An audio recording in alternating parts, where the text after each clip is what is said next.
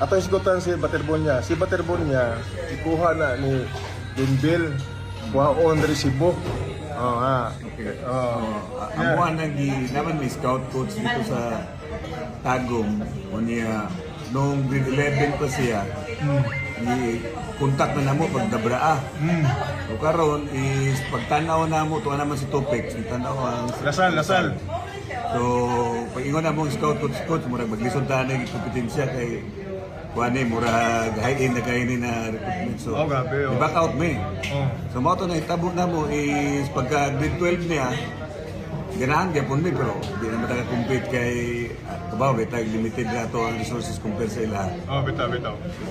So, mo na ha.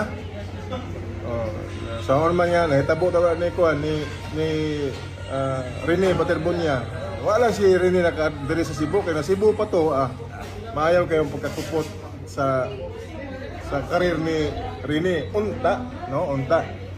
Unya, mo na diha. Padayon gyapon mi og singgit og justice for Rene. Tama, so justice for Rene. Di mi mahunong gini. Hanto di maabot ang katarungan sa nitabo sa duha ka atleta nga namatay dito sa Aurora.